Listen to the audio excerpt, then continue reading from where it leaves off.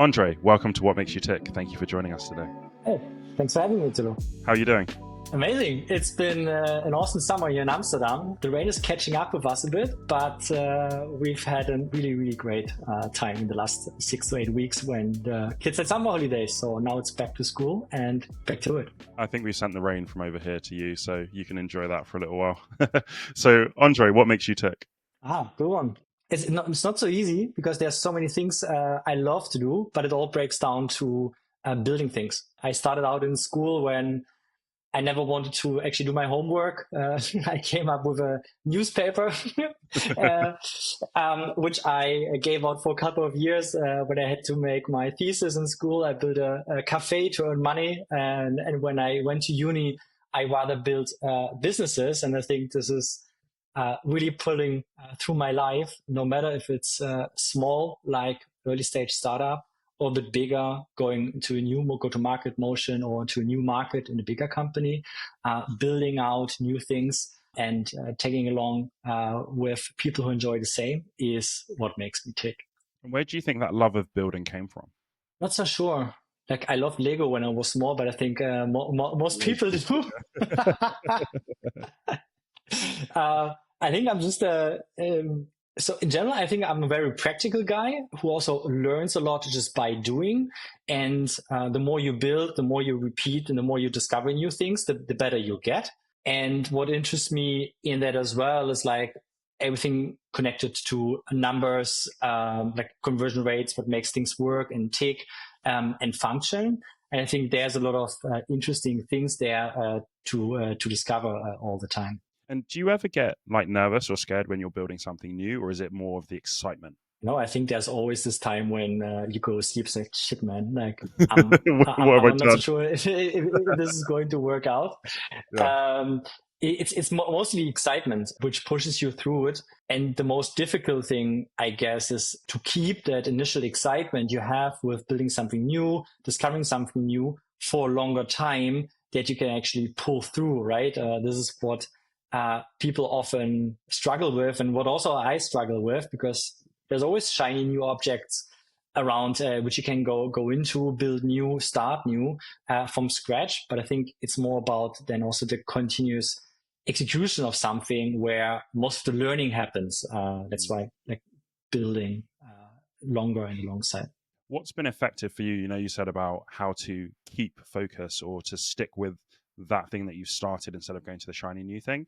What practically has been helpful for you in doing that? When I started out, I always looked at really long time horizons, and going from point A to point B on a very long like time horizon is actually very difficult, right? Because you have to motivate yourself through for a very long time. Yes. What helps is breaking this down in smaller milestones and also celebrating and recognizing these smaller milestones. This is actually not so easy because every time so I wasn't great in school, but every time I came home and my mother said, hey, why is this grade not better than it actually could be? I was always thinking, okay, what I did could have been better, right? And every time I achieve something in the professional things I do, I tend to like just go over that, not celebrate, not recognize, maybe sometimes also not reflect, just to go to the bigger goal. And this doesn't work for a long time because I cannot keep the motivation and energy up so long. And that's why I'm now breaking it more down, recognize actively, reflect actively, celebrate actively. Over the last few years, what are some of the milestones that you've celebrated? I think it's always a long, important learning moments for me. Like sometimes in an early business, you want to celebrate, hey, we went from €0 ARR to 1 million ARR in a very short amount of time, right? Sometimes you want to celebrate a really big new customer you brought on board. Sometimes you celebrate a team member reaching a certain milestone for their own personal development. So there's a lot of things which I feel proud of and also celebrate. But primarily it has been for me around the journey I took as a leader myself, from somebody who came to Amsterdam around like 8.5 years ago, was really like focused on the one startup I was building at the time as an operator, heads down. And I was really struggling with like keeping that momentum, keeping the energy, cutting another corner to go to the next stage, and so forth. And what I celebrate now on the way has been one, like finding in a way and building Pavilion, like a community here in Amsterdam of revenue leaders, which is also active worldwide. How it helped me to go beyond like the narrow focus I had, and like branching out in my experience, in how I share, and helping me in how I lead, how I support other people, and now today how I pay it forward. So the celebration moment is twofold. One, finding Pavilion and the way out of my singular focus, and now I celebrate mainly by helping others and seeing their growth along their professional journey. That's amazing. And what are some of your favorite success stories from the people that you've helped? Oh, there's different things in there. So the first one, and this happened to two amazing women I was working with. One was coming in as an SDR in the company I was in, like from 2016. The other person came in as a CSM, and both of these women are today like head of customer success, but like from the SDR side to success and head of customer success. And the other woman became from the CSM side, first product marketer, and is now head of marketing. Wow. This shows like two things for me, which I'm really, really passionate about. One, how can you like recognize not a certain skill early on, because you don't have these skills maybe early in your career, but the curiosity and the thirst of growth people have. And the second one is, how can you help people see the challenges in a company which happen cross-function, right? Yeah.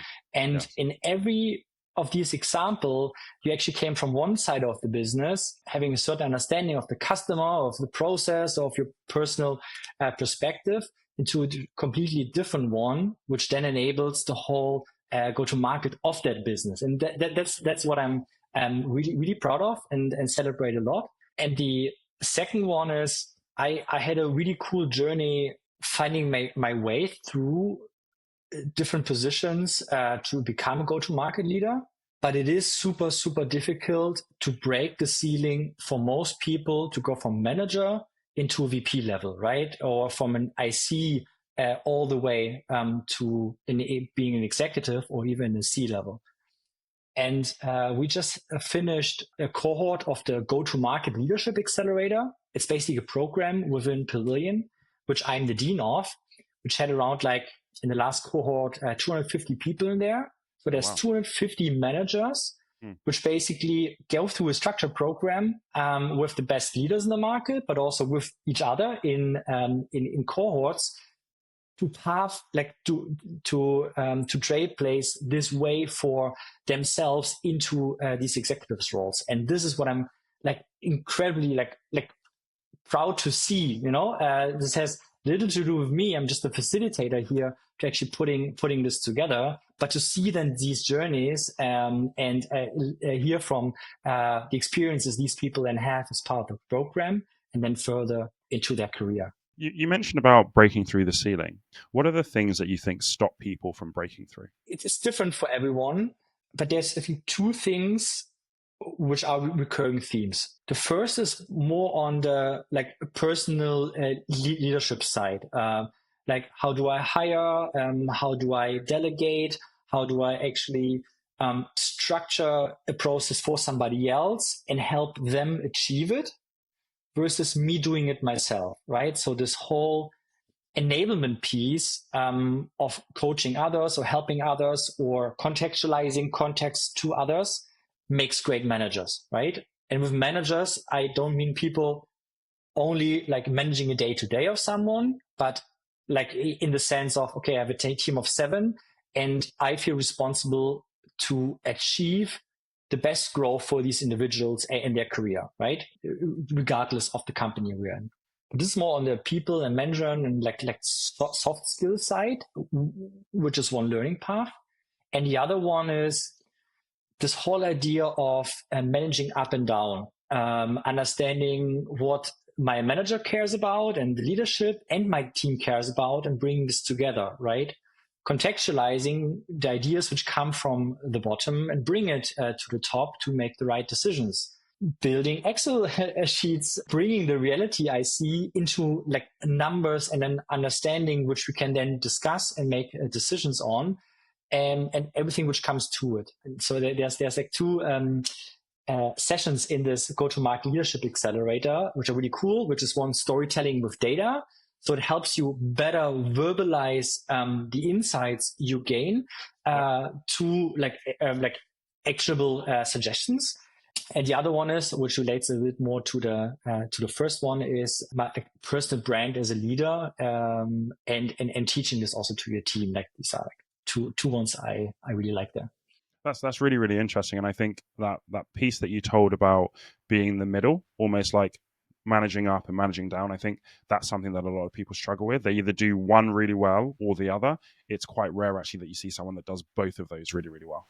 Yeah, and there's even more to it.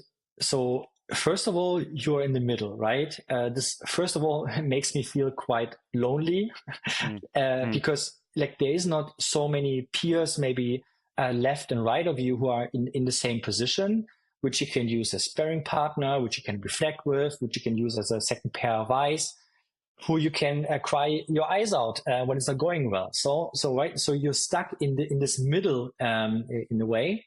And the second piece is that yes, I manage a team, and this team has certain needs I need to fulfill or roadblocks to remove. But there's also other peers to me which are now actually also my team, right? So if I'm becoming a VP of sales or VP of marketing, yes, I need to lead the function which is reporting into me. But even more important is like, how do I interact with my peers in the other departments to actually make this whole thing work? And this is where a lot of stuff goes wrong, as everybody basically looks at their silo and not looking at the bigger picture with each other. And this is not so easy to do, because especially if you're growing up from the team you originally were part of, you feel really close to them and feel really responsible to now remove like all the blockers like you always complained about or you're always struggling with, right? But it is sometimes actually not your primary job.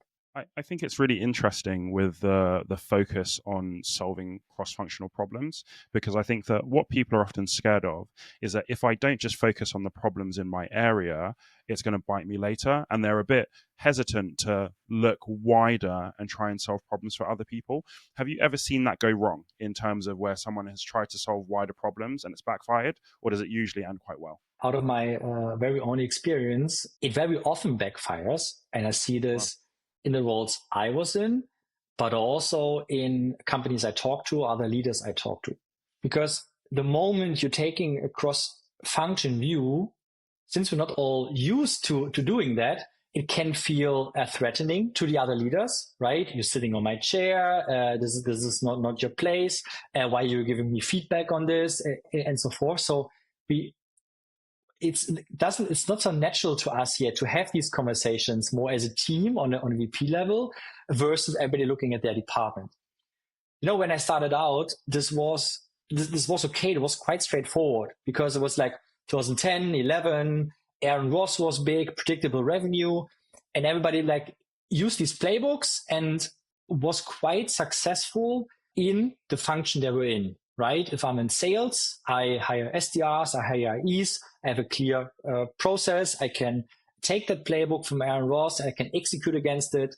There's so much white space, blank space, blue ocean, like whatever you want to call it. There's so many opportunities I can go after that maybe it wasn't even so necessary, right? But today, and I'm mainly in the MarTech category or sales tech, there's like 11,000 tools in MarTech. There's 9,000 tools in sales tech.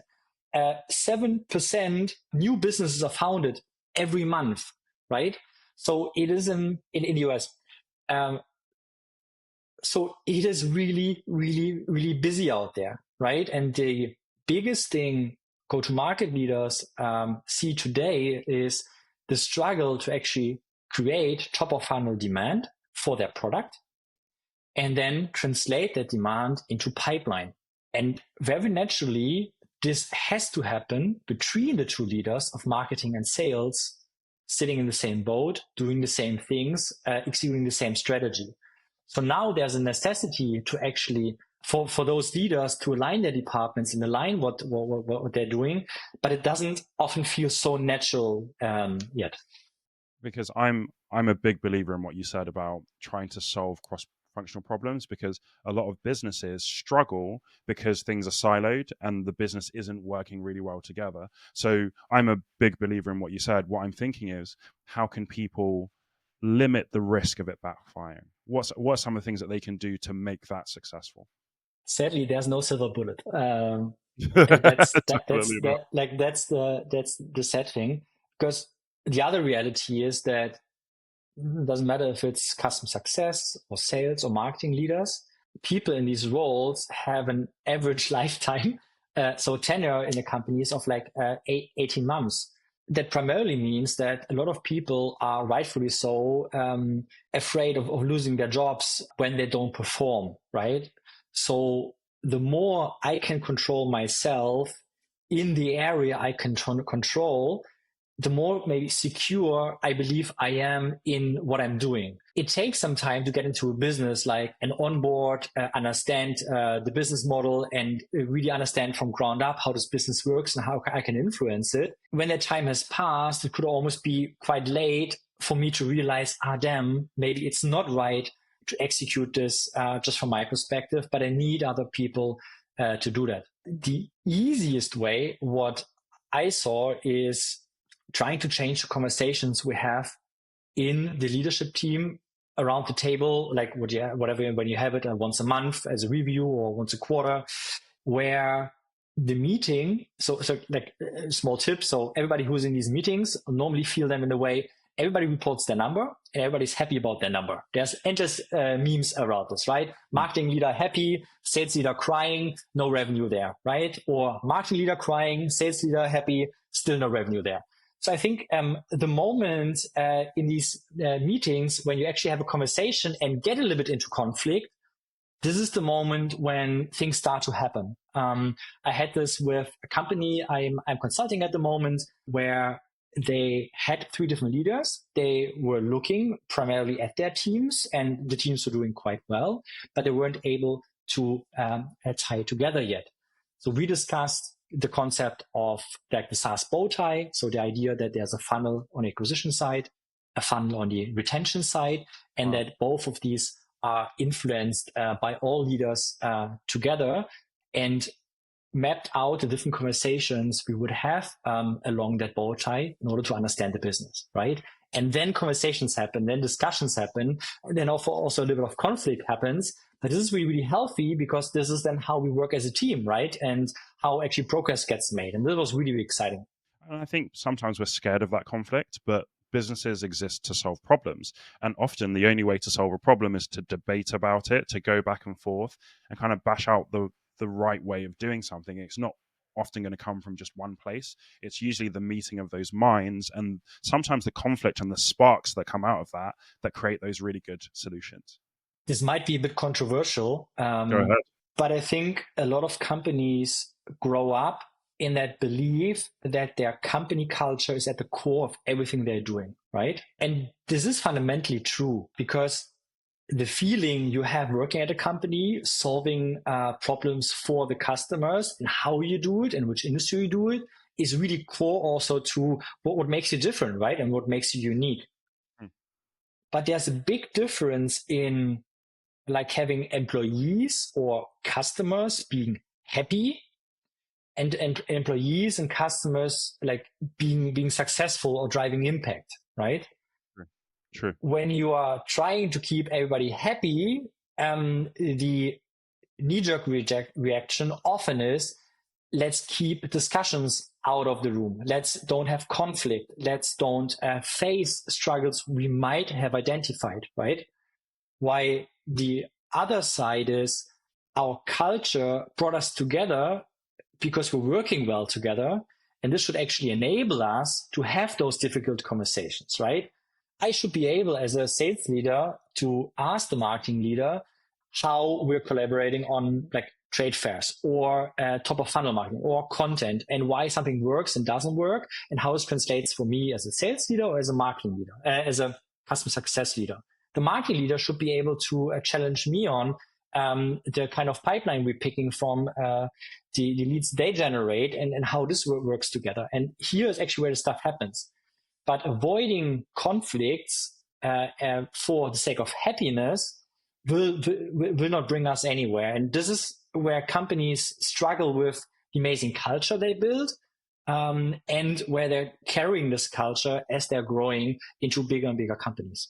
And I think that some of this really comes down to how you do things, right? So even when I was thinking about what you were saying earlier about, okay, how do we avoid some of that, some of the issues that can come with solving cross-functional problems? Some of the best people that I've seen, they're very good at going to each person, understanding each person, knowing how to communicate with one another, how to challenge. Because I think how you challenge makes a massive difference to what happens after.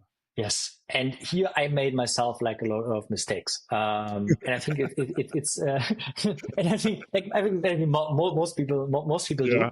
But so I'm German, right? So I love process, Okay. and often I saw a process being successful repeatedly and repeatedly and repeatedly. That made me come to the conclusion that when I'm coming into a business, I can basically rip out an old process and put the process in. I understand which works, right? Even though this might be the case, I will not make that change because the team fucking hates me. Because you didn't take anyone along. You didn't build the basics of actually having the conversation and discussion you just highlighted. And driving the success you have achieved before that. Yeah. Again, coming back to happiness and not happiness, it's not about making people happy with a process you're putting in, right? Often, more standardization brings frustration. More standardization makes jobs a little bit more boring than they maybe used to be, But I think it's listening first and acting second. Yeah. Listening first is understanding actually what happens in their day-to-day, or why they were successful or not, and where they're feeling pain and why. And then translating that into the things we want to build together. Nobody expects actually that you make them all happy and you do it exactly as they said, not from a people perspective in your team, also from a customer perspective to your business, but your team members as well as your customers expect you to actually translate what you've learned from their insight into something which creates value for them, right? Absolutely. Absolutely. And when you think back over your career, what would you say is the problem that you solve? I enjoy, so first of all, so I'm German, process comes really close to me, right? And on my CV, I even have tech stack, try me. So tools, processes, the whole fundament is something I really enjoy a lot. Over time, I've been in different sizes of businesses. I founded 2 businesses in Germany with a serial entrepreneur. I've been in the B2C side in Hamburg with a travel operator, Dreamlines, basically a Booking.com for cruises, with 450 people. Then again, another small startup in Amsterdam, and then a startup between 25 and 50 million. And the problems I solve, regardless of the size, always repeat. One, it's internationalization, right? In Europe, it happens very early in the company growth.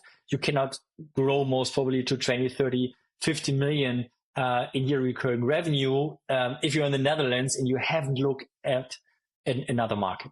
The second thing is what we actually just discussed is for sales, marketing, and success leaders to de-silo and get there together. So to have the right conversations, align on the right data, and draw the right conclusions for the teams and their go-to-market. And the third thing, and this happens a little bit later in business growth, is finding growth levers through RevOps. So I'm a huge RevOps fan as well. And I really enjoy the objective stance revenue operation takes in the approach to go to market, and in facilitating and enabling these different teams to basically drive business growth, right? Really early in the business, it's a bit more the art of, okay, how do we sell this thing? How do we make sure customers get value? To then later understand how did you actually do that, how you can repeat that, and how you can scale that repeatability to grow the business.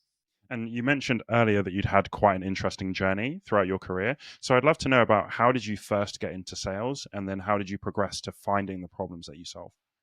I think my first sales moment was when I was really young. I was like locally in Germany. I'm coming from a really small city, active for children's rights. It's quite random, but like it was a really cool project. And then we built a newspaper around that. And then one day, a guy came to me and interviewed us because we were so active for children's rights in Germany. And then this was my first sales moment. I asked him, listen, the holiday season's coming up. Can I work at your newspaper?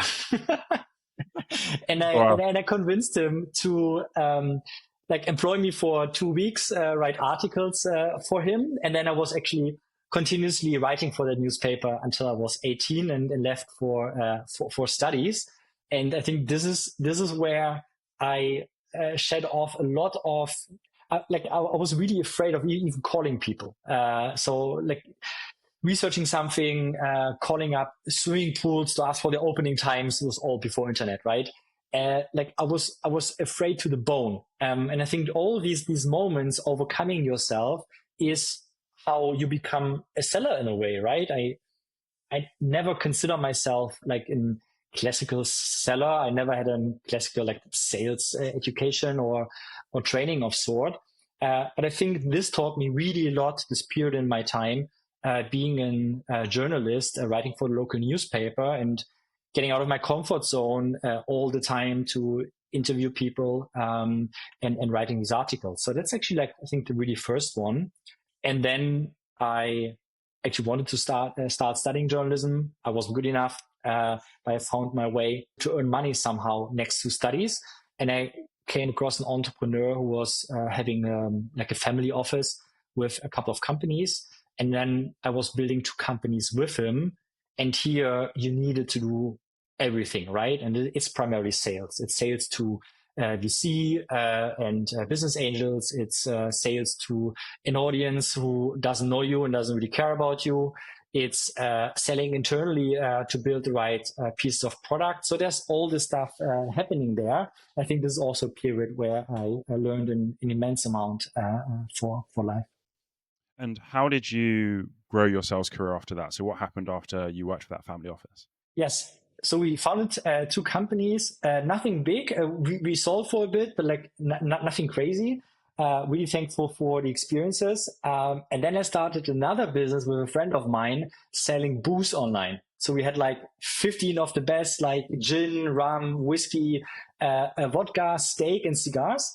And we had a lot of repeat business, but I was literally just running like out of money, and we didn't want to raise. So I needed to look for a real job.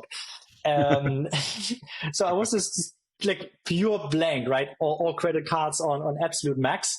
And I came across Dreamlines back then and met the founder. And he just asked me, hey, can you lead a team of 75 people? I said, yeah, sure. And, Was that your first leadership role? like building the startups, we had like 15, 20 people there. So I was like leading people before, but not in that extent. Like what the founder was looking for was somebody who understands process well, in the struggles they were facing back then, right? And understands how to like align also cross teams in these processes. And I also really like product. So I've also do a little bit of product leadership before in like the companies I was in, and this all tied together. So this was just incredible because I made this jump from quite small startup and partly consulting in the companies at the family office to being on an operator in quite a big business, having 75 people below me and building processes for the German market, which this team was based in.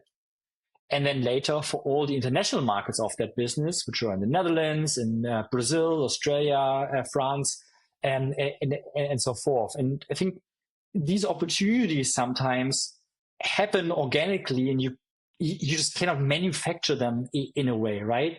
You need to trust yourself that you're somewhat doing the right things, that you are curious every day, you want to learn every day, and be involved in what happens around you, and stuff will happen, right? Not every day, like, and not every day in this extent, but this is how most of my journey went, right? Hmm. And when you think back to some of those stages of your leadership, so, when you first became a leader, then when you made that jump from kind of 20 people to 75 people, what are some of the lessons that you learned at each stage of your leadership? I think I wouldn't say that I can pinpoint it like in an evolution on position, but it's often certain moments which define you, right? For example, when you have to let go a certain amount of people, right? That's a very very significant way changes your thinking and your approach to things.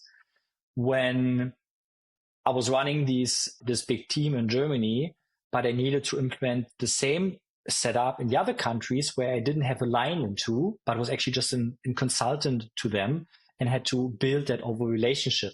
The moment when you go away from like protecting your team and doing the stuff for your team, what we discussed in the beginning, to realizing that I need to solve for the business versus my team, right? So I think these are more the moments which really defined me, and I had the opportunity to go through, and also the pain to go through, but this really defined me. And the other thing is that along this way, you learn an incredible amount about yourself, right? Mm. How do I react in certain situations? What is triggering me? How can I avoid this triggering me in that way? To then reflect on it, and this helps you grow. Maybe two examples which really helped me. Number one is really early in Amsterdam, one of my CSMs was quitting, and on the day he was quitting to the day he left, I didn't speak a word with him. Wow. Like I just like I felt like personally so attacked by him quitting that I just couldn't speak with him, even though we're quite close, right? This was like one really significant moment. Today, we're actually speaking with each other. I recommended him for several roles. I do like referral codes for him, so that's fine. But at the moment in time, this was very difficult. The other example is sometimes you realize that you struggle with something, but you cannot solve it by yourself, right? So I also took the opportunity to have a coach next to me, who then helps me basically unpack either behavior I'm showing or the behavior I'm struggling with and need to manage through, to unpack that actually and get it resolved. And I think this is what a lot of people don't openly talk about, but everybody's struggling with the same things. Everybody is going through the same stuff. Everybody will experience very, very similar things to each other. And a lot of people, especially leadership, solve the same problems. So it's way more about being out there, talking about that with each other, and being vulnerable about it, and actually sharing it. And the moment you do that, you will actually see that this applies to everyone. And you mentioned that you had a coach. Who are some of the leaders that you had that had an impact on you, whether it was because they led really well and you learned from that, or they led really poorly and you also learned from that? It changed over time for me. So really early, this was the actual journalist which interviewed me and then gave me the opportunity to work at the newspaper, right? He was my mentor for the next 10 years, and Oh, I wow. still hold him very, very close to my heart. But this was really, he showed me all the context, all like journalism works, and he taught me a lot of the literally just content and knowledge, right?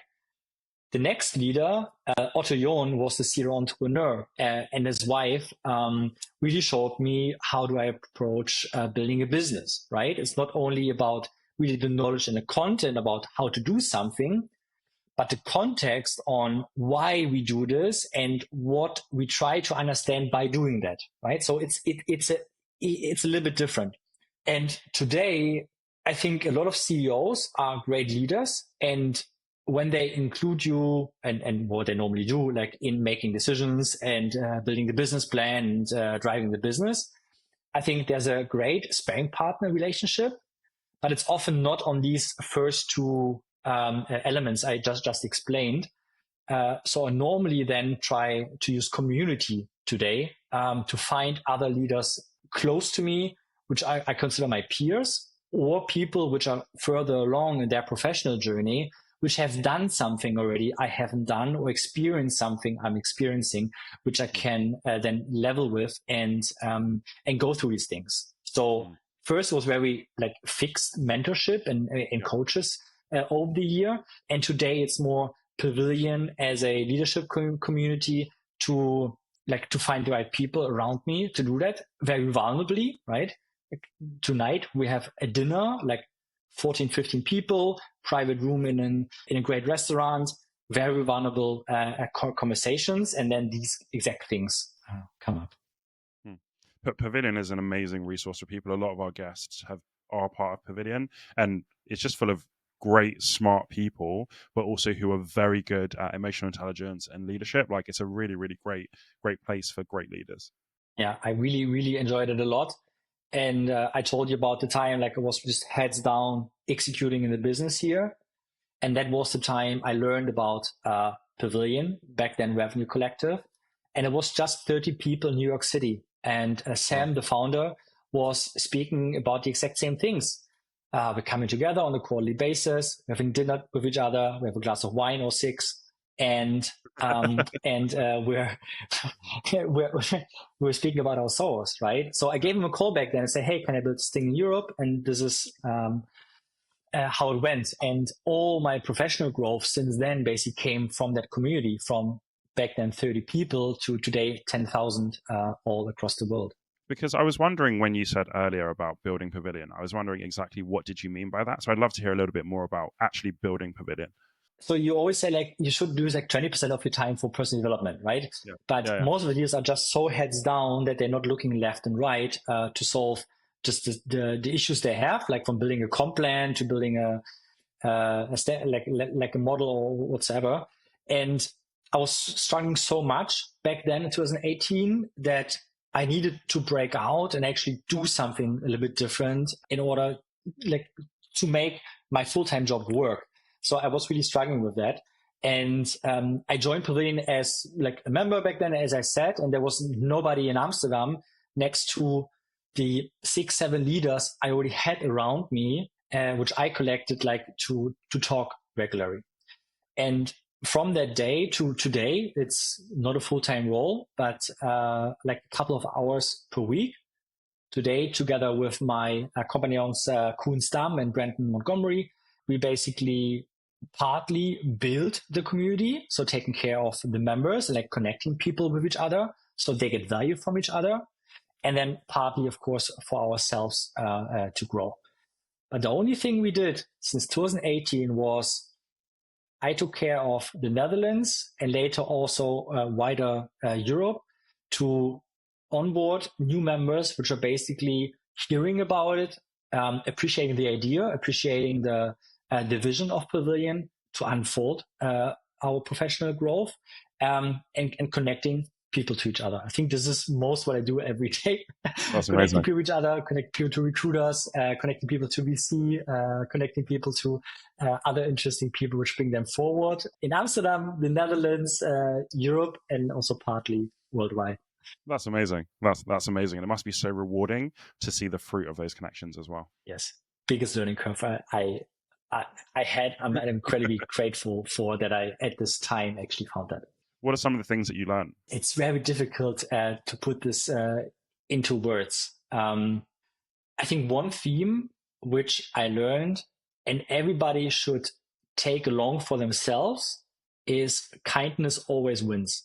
I love that. You know, so many times when I grew up and also the university I was at, it was about how much money do you have? Which university did you study at? Like, how did you make your career progression? What does mommy and daddy do? And I really failed to connect to that.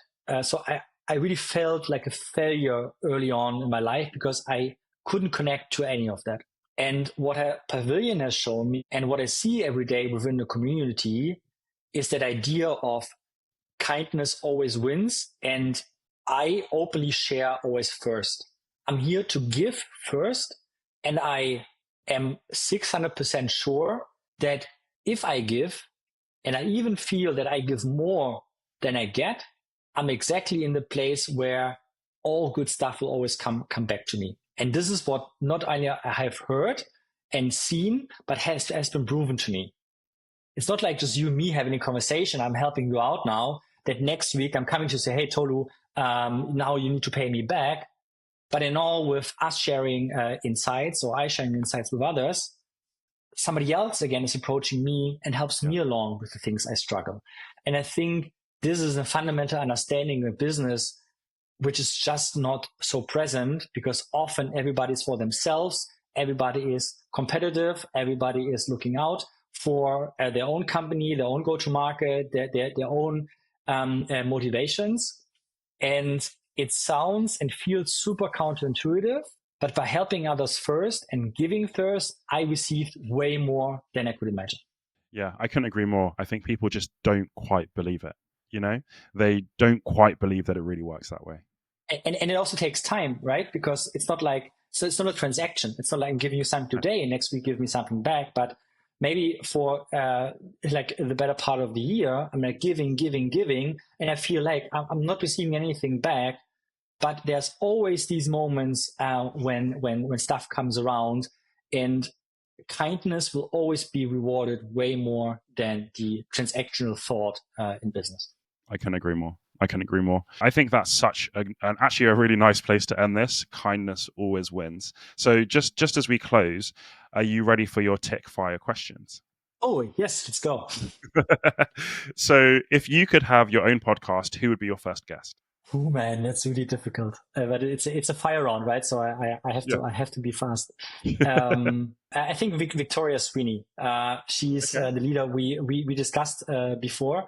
Went from CSM to marketing, and she's an excellent marketer, and I would love to talk to her about the journey again. Amazing. When you're hiring someone, what are the top 3 things that you look for? First of all, just curiosity. Like, is that person completely next to the business, just curious for things? To learn and grow and discover. Second, are they passionate about something? You can't always connect with people on any level, right? But the moment your eyes spark and you see other people's eyes spark because they're passionate about something, is something very, very valuable, and you just cannot place, right? And then 3 is the same understanding we just discussed, that you have a certain understanding of approaching business not in a transactional way, but in a long-term way, like around mutual shared values, kindness, long-term thinking, and beliefs. Awesome. At this stage of your life and your career, how do you define success? I think going not to bed every evening, but like closing off the week and really understanding that I learned something that week and it brought me further in a way, and that I was able to help somebody else that week and it brought them further in a way. Why? Because in both of these experiences, there's something which maybe changed my perspective, changed my thinking, or changed the way I approach something. And this is really what also makes me tick. And final question. So you said at the beginning that you love building. What are you excited about building at the moment? There is a lot of businesses right now out there which came to a certain path in their growth story and are really, really, really struggling right now. A lot of SaaS businesses struggle because acquisition got more difficult, people churn quicker, like the whole world is a little bit upside down. But with the idea you and I discussed also, like the SaaS bow tie, the understanding of an acquisition and retention piece to every customer journey is something which solves a lot of the issues current go-to-market organizations face. And like that's why I'm also like an ambassador for Winning by Design and revenue architect in residence for Winning by Design, where there's methodology which helps people solve the biggest issues they currently encounter. And this is a lot of building, it's a lot of digging, it's a lot of tweaking, and this is what I enjoy a lot right now. Amazing. Andre, thank you so much for being on What Makes You Tick. I've really enjoyed our conversation. Same here. Thanks so much, Tolu.